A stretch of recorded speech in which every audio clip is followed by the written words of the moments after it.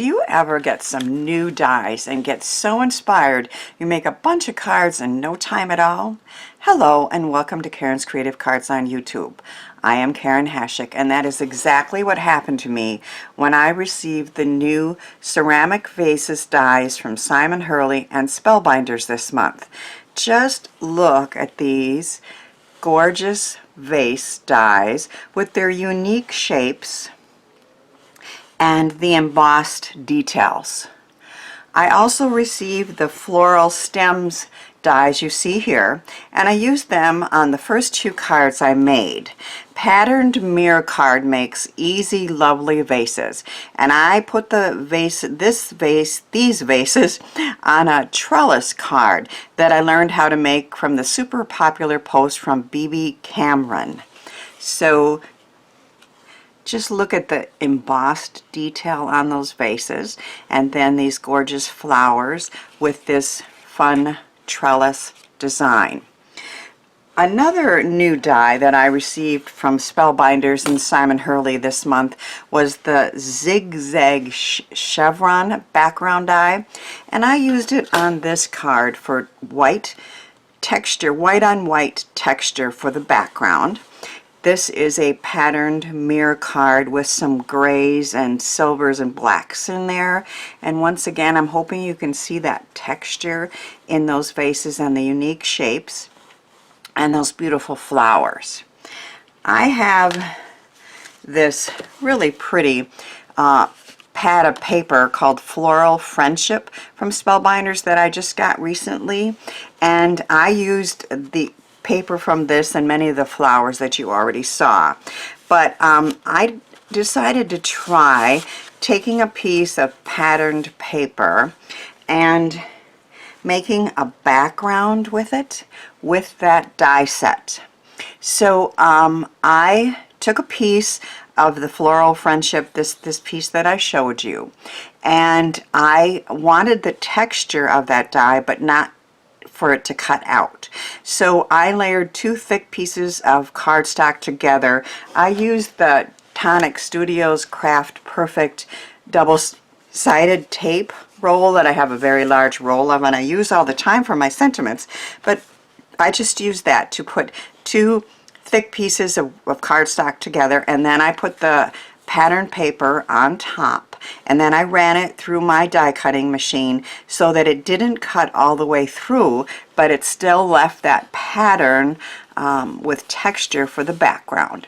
And then I cut a shelf for this card with the Spellbinders Stitched Fan Card Front Etched die, and then I added Distress Foundry wax to these vases for another unique way to color them and highlight that embossing. Of course, all the details on all the cards that I show will be on my blog, and there are links in the description box to those blog posts as well as to the products that I'm featuring. I chose another pretty piece of foiled designer paper from that same Spellbinders paper pad for the background on this card, and I did that same technique of layering it on thick cardstock for that background. And then I added this wonderful texture on this die with a technique I discovered a few years ago. If I add embossing powder to the cardstock with the same two-sided tape that I showed you and then heat set it, it creates this wonderfully bumpy background. I'll show you a bigger piece of that I cut it out. So this is embossing powders in different colors on a piece of cardstock with that sticky tape, and then when you heat set it you get all that texture, and I thought that would be really, really pretty on a vase. Of course, this is another flower from that same set, and then this is the shelf is from the Stitched Fan set also from Spellbinders, and of course all the sentiments are also from Spellbinders as well. I'm going to show you another favorite technique that I have to add marbling to these beautiful vases. So this is going to create like a marbled background, that of course you could use on your cards, but then I'm going to cut some vases out of it. So I have a piece of thick craft cardstock, and I am going to use glycerin, and I have created a mix that is 1 part glycerin to 1 part water. Now I learned this technique years ago, and it was kind of to make like a faux leather look, but I'm creating like a faux marbled look with it. So we're going to spray this piece of cardstock, and we're going to rub that glycerin in, and I think what that does is just kind of breaks down the fibers, and in the end you have a piece that feels very soft, which is kind of fun.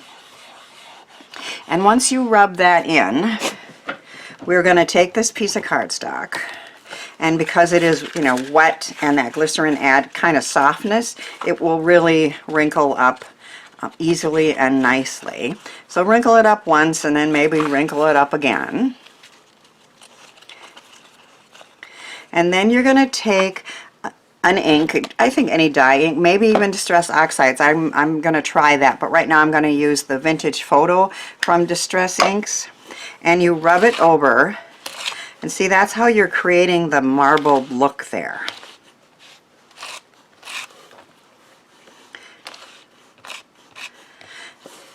Now I need to dry that before I go on, but I'm going to just try a different color. After, you need a piece of paper towel here.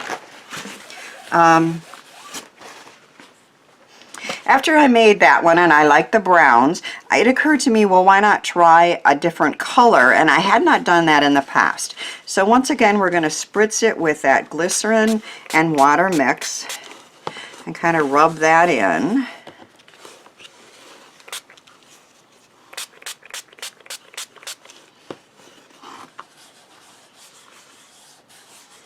And then we're going to wrinkle it good.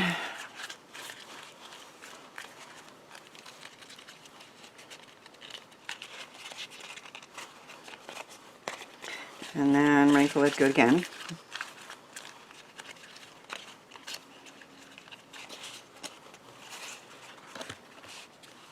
And then I decided to take Mermaid Lagoon, and see, it's a really pretty teal color, and I thought that would be pretty. See those lovely marbled look there you were getting?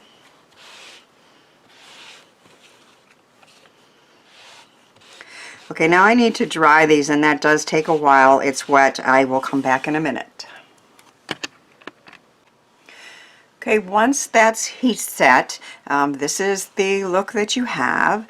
To finish it up, I would add a little more of the Vintage Photo, just to take a little bit of that background craft color out. If this was a background, I'd be going around the edge with that a little more, but I'm just going to die cut a vase out of there. And then on the brown ones, I like to add a little spiced marmalade in there just to brighten it up a little bit.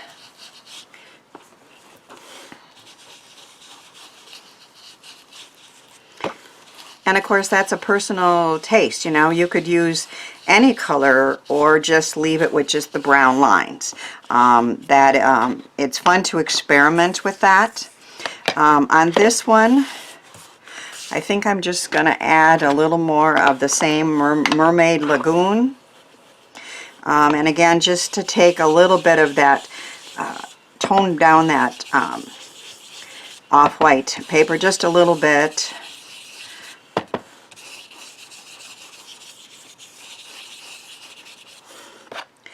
And then I would take the beautiful Ceramic Vases dies and die cut out some vases out of there.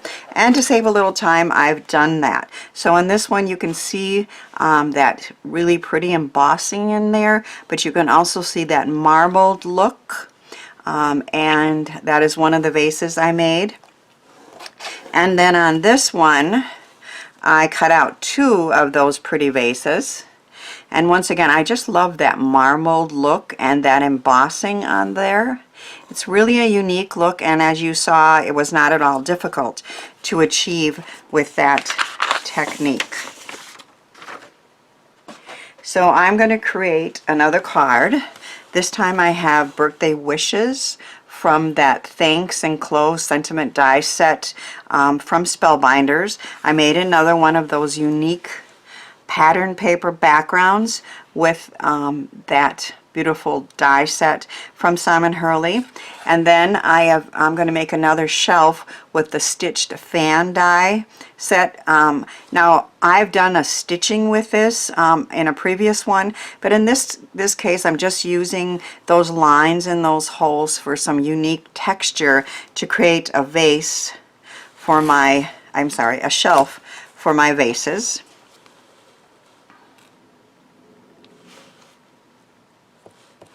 And I'm going to use some good strong glue to attach that.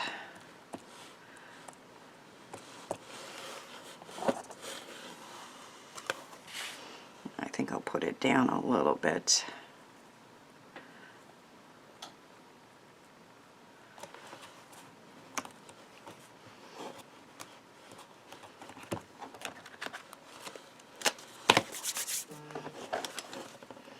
Trim off a little.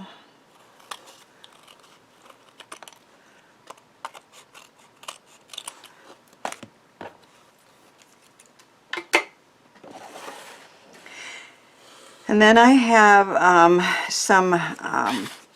couple of those are going to be popped up and one's going to be flat. And of course I could put more flowers or greens in there with that pretty die set, but in this case I've decided to just leave the vases as is.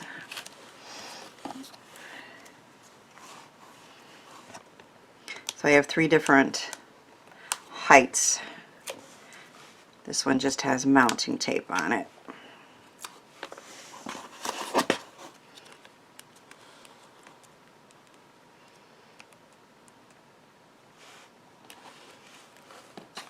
And this one's going to be glued on.